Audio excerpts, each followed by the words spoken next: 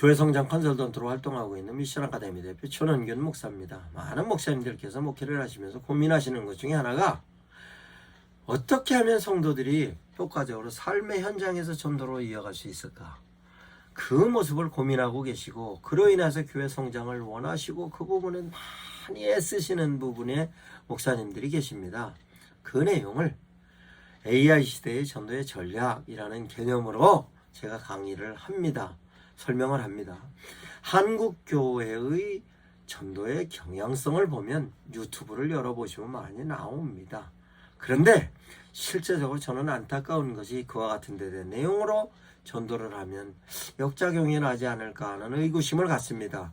전도는 전도 대상자를 향해서 과장됐다든가 왜곡한다든가 강요를 하면 전도 대상자들은 거부합니다. 그러면 어떻게 하는 것이 가장 효과적이냐? 사도행전 2장에 대한 내용입니다. 사도행전 2장에 대한 내용은 사도들이 하나님의 말씀을 제시하면 그 제시되어졌던 하나님의 말씀 많은 사람들이 듣고 그 들음으로 인하여서 성령을 경험하고 성령을 경험했던 그 사람들이 삶의 변화가 돼서 주변 사람들에게 인플루엔서로 작용을 하는 것이 사도행전 2장의 모습입니다. 이것이 한국 교회에서 다시 찾아야 되는 전도의 모습입니다. 그러면 실제적으로 그 사람들이 현장에 나가서 자기 주변 사람들에게 인플루엔서로 작용했을 때에 제시했던 내용은 무엇이냐? 사도들에게 들었던 하나님의 메시지로 내가 어찌할꼬 하나님의 통함과 함께 회개하고 세례를 받으라는 하나님의 메시지를 듣고 순종하여 세례를 받고 성령을 체험하고 성령을 체험해서 삶의 자세가 변화되어졌던 모습입니다.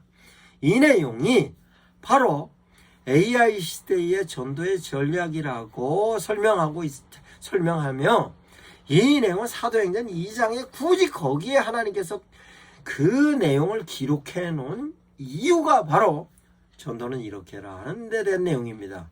그러면 전도는 이게 본질인데 방법에 있어서는 오프라인에서 현장에서 입으로 전할 수도 있지만 하나님께서 주신 놀라운 축복이 SNS라는 놀라운 하나님께서 선물을 주셨습니다.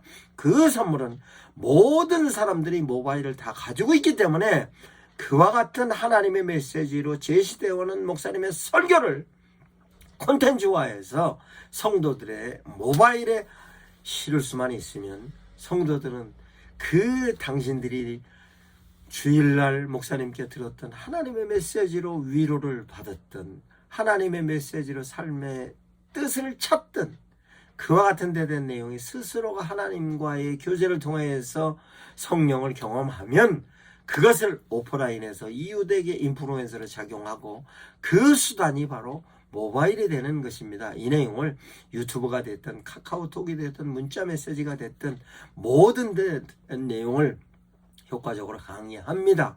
이 내용을 목사님들께서 숙지하셔서 성도들에게 제시하실 수도 있고 성도들과 함께 참석할 수도 있으며 아니면 성도들을 보내시면 제가 이 내용을 충분히 성도들을 가르치겠습니다.